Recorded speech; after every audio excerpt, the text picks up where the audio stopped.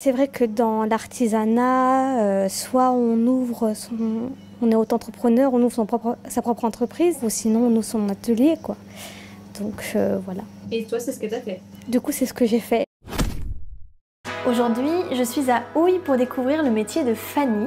Elle a un atelier boutique dans lequel elle travaille le verre de différentes manières.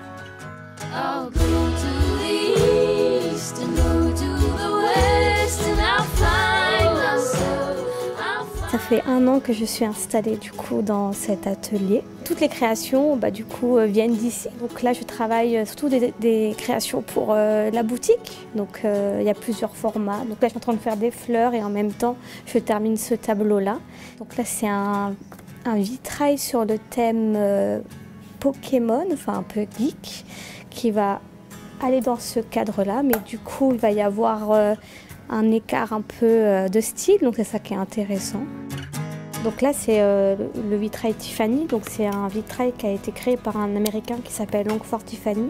Donc la technique a été inventée pour éviter d'être trop exposé au plomb et de réutiliser les petites chutes des grands vitraux d'église.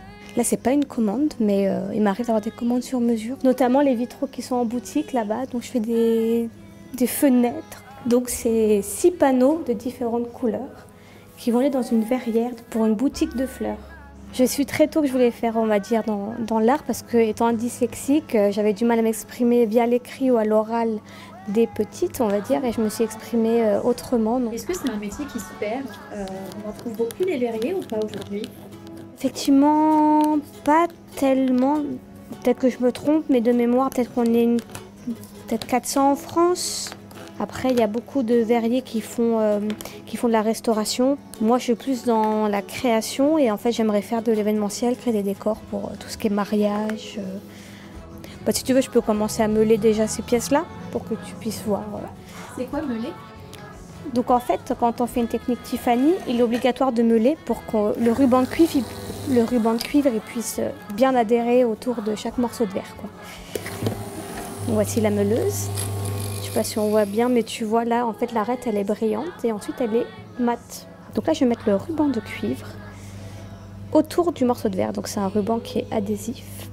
Donc une fois qu'on a mis le ruban, avec le rabat à plomb, on essaie de lisser tout le ruban pour qu'il soit bien lisse. Donc je vais te montrer comment on soude maintenant.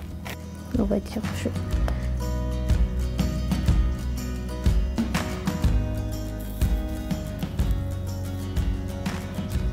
on va dire que là, elle est soudée. Je travaille avec différentes techniques telles que le Tiffany. Je travaille le verre à chaud. Donc c'est tout ce qui est fusing. Donc c'est des verres qui sont fusionnés à 800 degrés comme ces coupelles-là. Là, c'est un projet que j'ai avec un brocanteur au Villois. En fait, on met en valeur des négatifs sur verre.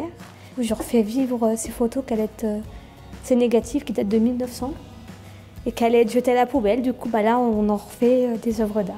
Et après, là, c'est la 4e technique, c'est la peinture sur verre. Donc, c'est ces petits tableaux-là où je peins à la grisaille. Donc, c'est une peinture que l'on mélange avec de l'eau ou du vinaigre. Et après, c'est cuit à 630 degrés. Donc, les peintures que vous voyez dans les églises, c'est peint avec cette technique-là. Et sa composition n'a pas changé depuis le Moyen-Âge. Donc, c'est une technique ancestrale assez intéressante.